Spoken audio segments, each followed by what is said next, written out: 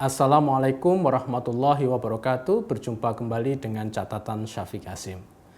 Saya menghimbau kepada Pak Jokowi agar mengikuti jejak kaki atau footstep Gus Dur dalam mengelola dan mengarahkan hubungan agama dan negara sebelum terlalu jauh menuju arah jejak Erdogan.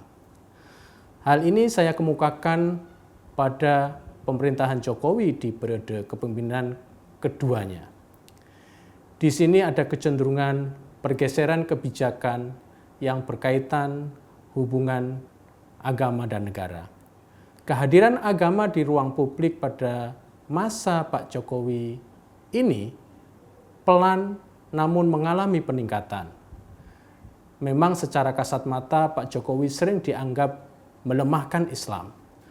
Anggapan ini tidak benar karena pada masa Pak Jokowi inilah sesungguhnya terjadi institusionalisasi syariah yang cukup mapan. Agenda-agenda pelembagaan syariah mendapat akomodasi yang cukup penting dalam agenda kerja Jokowi, terutama dalam periode keduanya. Beberapa contoh yang bisa saya kemukakan di sini misalnya adalah pelaksanaan sertifikasi halal yang sekarang merupakan kewajiban atau mandatori. Karena sertifikasi halal merupakan kewajiban, maka sertifikasi halal harus diperoleh bagi mereka yang memproduksi segala macam bentuk barang. Bahkan sertifikasi halal pada era Jokowi ini bergerak tidak hanya pada barang-barang, tapi juga pada jasa. Karena dukungan kebijakan negara, para aktivis dan pengusaha berlomba-lomba mengembangkan usaha-usaha jasa syariah. Iklan-iklan turisme dan juga hotel syariah bisa kita jumpai di mana-mana pada saat ini. Belum lagi dukungan negara pada upaya-upaya untuk memajukan ekonomi syariah di Indonesia yang sangat terlihat pada era kedua Pak Jokowi ini. Masih banyak contoh di mana pelembagaan syariah pada masa Pak Jokowi itu terjadi. Apalagi kini Jokowi didampingi oleh seorang ulama yang memang sudah lama menjadi tokoh yang memajukan implementasi syariah di Indonesia melalui jalur ekonomi syariah dan jalur ekonomi halal. Pada satu sisi, langkah-langkah Pak Jokowi ini mungkin merupakan harapan besar bagi sebagian umat Islam, namun saya melihatnya sebagai setback atau kemunduran bagi Pak Jokowi. Dulu kita berharap bahwa Pak Jokowi menjadi pemimpin kita yang memiliki pandangan yang jelas dan clear soal pengelolaan hubungan agama dan negara.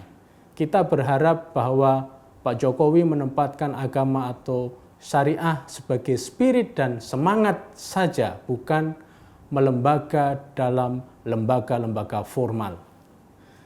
Kita dulu berharap bahwa agama merupakan the spirit of morality, bukan menjelma menjadi kantor-kantor dan program-program kelembagaan negara seperti yang kita lihat pada kantor-kantor bank, perusahaan, keuangan, dan penyelenggaraan halal.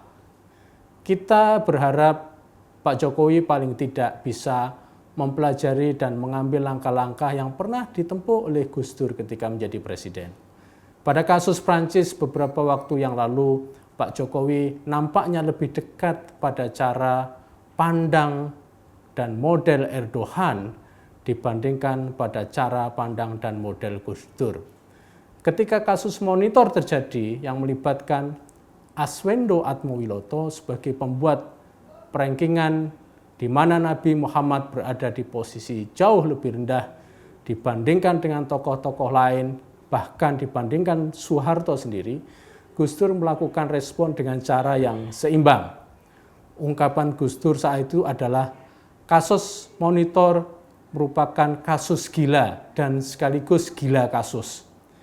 Disebut oleh Gus Dur sebagai kasus gila karena hanya orang gila yang membuat perengkingan seperti yang dilakukan oleh Aswindu dan disebut dengan gila kasus karena kasus seperti ini dijadikan sebagai alat demonstrasi, menggugat, dan menimbulkan ancaman dan kerusakan bagi kelompok minoritas. Jokowi mengambil langkah Erdogan mengutuk Prancis, tapi tidak mengutuk pembunuhan atas seorang guru. Jika zaman dulu Gus Dur berani menolak intervensi Laskar Jihad dengan cara mengusir tokoh-tokohnya yang menghadapnya di Istana Merdeka karena Laskar Jihad memaksakan kehendak agar Gus Dur melakukan apa yang mereka usulkan, intervensi agama pada urusan negara, Jokowi terlihat sejak awal cenderung menghindari masalah-masalah keagamaan yang bisa menimbulkan kontroversi. Bahkan dalam beberapa hal, Jokowi cenderung bersikap kompromistis dengan tokoh-tokoh yang mempromosikan supremasi agama di ruang publik. Pak Jokowi memang beda dengan Gus Dur dalam konteks ini. Pada satu sisi, mungkin kita bisa memahami posisi Pak Jokowi yang memang lemah dalam hal dan isu-isu yang berkaitan dengan relasi agama dan negara. Namun pada sisi yang lain, selemah apapun, Pak Jokowi adalah seorang pemimpin kita yang memang kudu berani mengambil berbagai kemungkinan resiko yang harus ditanggungnya. Misalnya soal kepulangan Habib Rizik saat ini, yang dulu pergi ke Saudi untuk beberapa lama karena kasus hukum yang menimpanya. Seorang Pak Jokowi ditunggu sikap yang akan diambilnya dalam menangani masalah Habib Rizik ini. Jika Pak Jokowi berani, maka Pak Jokowi akan menjalankan perintah hukum di mana kasus-kasus hukum yang menimpa Habib Rizik akan diselesaikan berdasarkan hukum kita yang berlaku. Jika terjadi kompromi, maka jalan kebijakan Presiden Jokowi sekali lagi agak jauh dari cara Gus Dur pada saat itu. Hubungan agama dan negara memang hal yang harus lebih dalam diperhatikan dan dipahami oleh Pak Jokowi karena masalah agama dan negara adalah masalah penting bagi kelanjutan kita dalam hidup berbangsa dan bernegara. Saya yakin Pak Jokowi memperhatikan hal-hal seperti ini, namun satu hal yang mungkin bisa diambil oleh Pak Jokowi adalah mempelajari dan meneladani langkah-langkah yang dulu pernah dilakukan oleh Gus Dur, Presiden pendahulu dalam mengurusi masalah bagaimana menjaga negara ini dalam kerangka Pancasila dan demokrasi. Pak Jokowi jangan sampai kendor dalam masalah ini karena persoalan pragmatisme ekonomi dan politik yang itu belum tentu beliau rasakan langsung manfaatnya.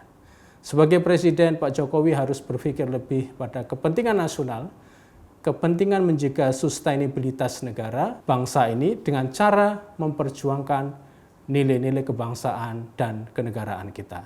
Sebagai catatan, agenda yang menginginkan supremasi agama atas negara nampaknya akan berjalan terus dan intensitasnya semakin meninggi ke depannya.